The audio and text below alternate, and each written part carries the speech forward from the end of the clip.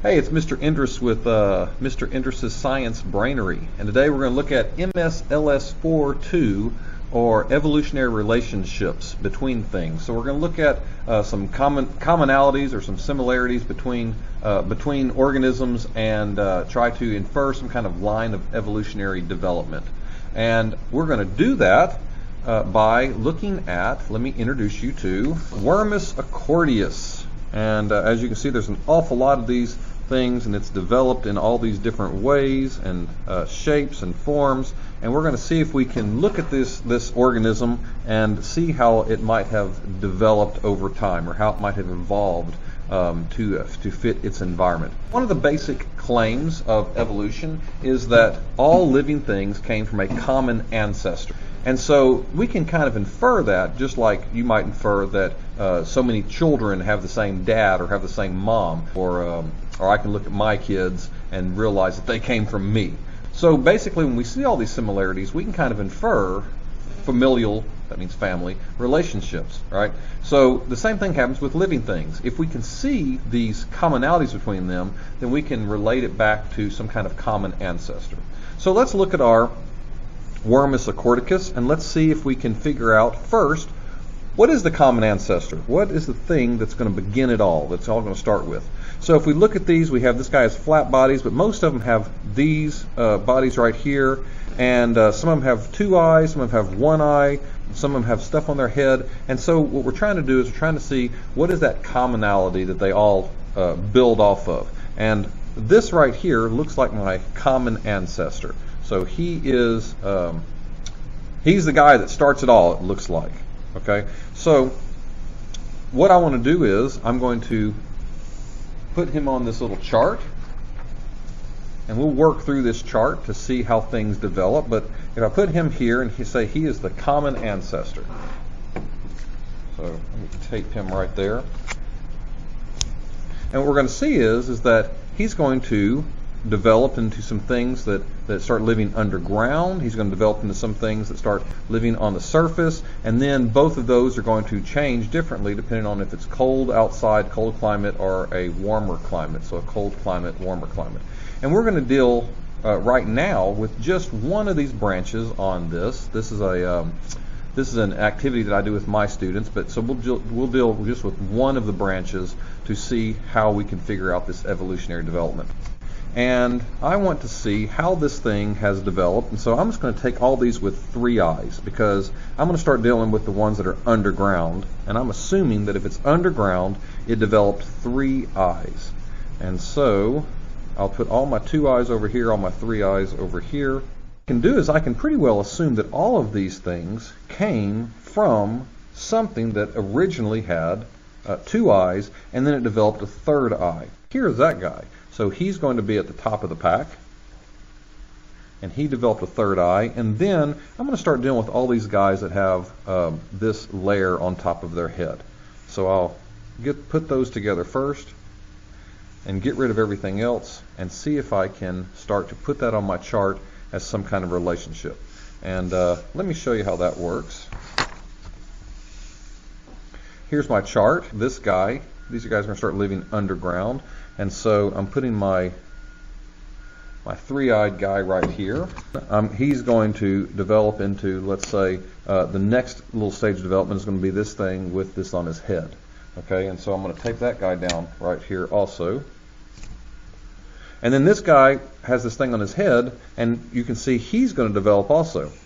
Now I want to stop right here real quick and show you, because one of the most common criticisms of evolution, one of the most common things I hear from my kids is, how does this work? How does this guy get this thing on top of his head? How does all of a sudden that evolve? Talking about the real world, how do you develop from something that was in water, like fish, and then all of a sudden you develop legs and start walking on land? And that doesn't make any sense when you look at it. When you look at it just as a short period of time. But when you look at it a long period of time, then these things actually do make sense. And that's actually one of the claims of evolution, the first being that every living thing came from common ancestor, and then the second being that the natural processes that are active in the world today with living things were also active in the past. They adapted just like we do. And so let me show you how this might happen.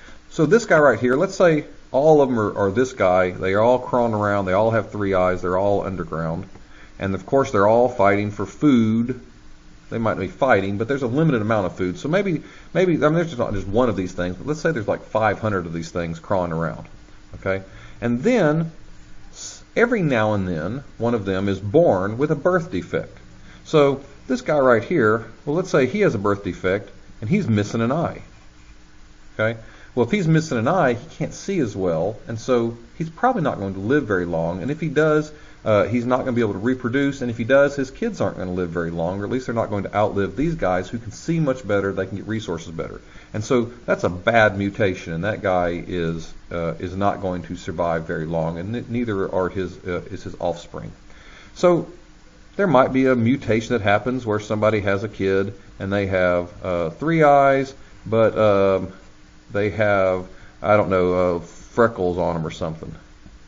Okay. Well, it's dark, and so you really can't see them, and that doesn't really help them or hurt them one way or the other. So that's an example of a mutation that doesn't really help or hurt.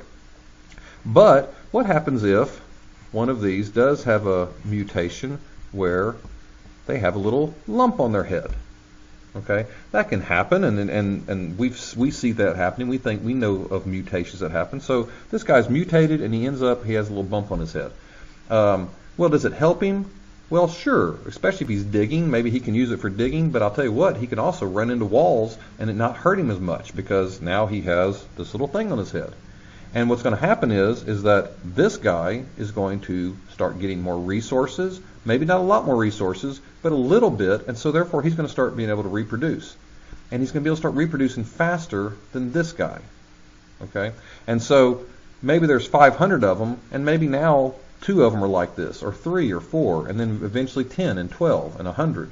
And then eventually all 500 of them are going to have this little dot on their head after maybe 1,000 years. Well, some are born with big dots, and some are born with little big dots like this, and some are born with little bitty dots on their head. Well, which one's going to live longer, find better resources? And that is the one with the bigger dots. So the bigger the thing on their head, the better it is, because now they can hit the wall going even faster, so they can move faster through the rocks they dig or the dirt or something. Okay? And so eventually all of them, all 500 of them, become this guy. So they're no longer without anything on their head, and not only do they have not a little bitty dot, they have this huge thing to cover in their head. And this may happen again over thousands of years. So you can start to see after 10,000 years, it might have developed very much like this. So this is kind of a ridiculous notion when you think of it in just a year or 10 years or even 100 years. But when you think of this in the whole span of history of living things on Earth, when you think of millions and millions of years, developing a bonehead like this is not really that hard to believe. So he's going to develop more, and again, remember, this is over millions of years he's developing, and he's going to end up where some of his offspring are going to have a flatter belly, flatter stomach without these, and then some of them are going to maybe lose the use of their bonehead. And so that guy right there has this little white thing there, and he's lost the use of his bonehead. Now, how do I know that they've lost the use of it, and how do I know what the thing is? I don't yet. That's coming up later. I'm going to show you some of the descriptions. But what we're focusing on right now is that it's development. This guy turned into this guy. This guy turned into this guy. How do I know? Because there's just one thing that was added.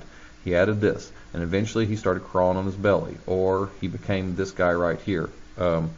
Now, this guy is going to start changing, developing also. And what am I looking for with those things? I'm looking for similarities. So this is not going to be included in it. In fact, he's not even going to be in this line because he's not as similar. He does have something similar, but he's not as similar. This guy right here he's most similar to this one and not this one. So he's probably going to be in this lineage right here.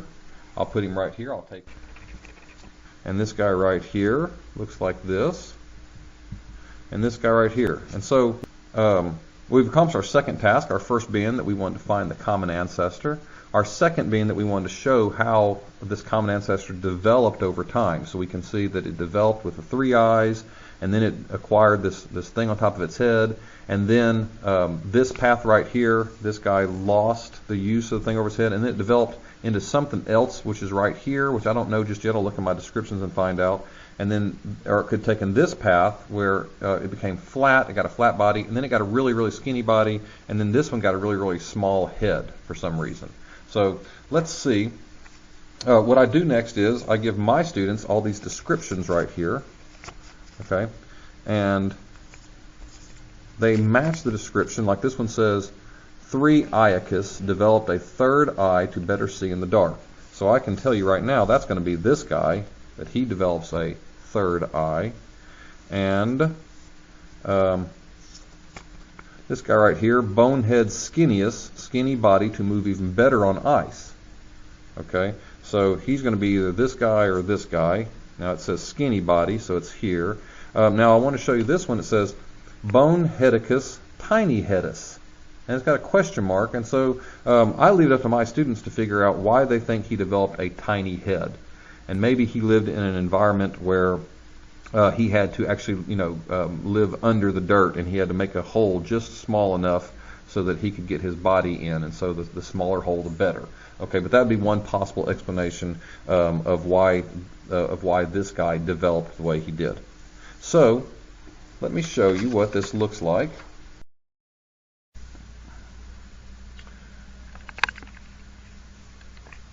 What I've got here is I have my development that I just showed you.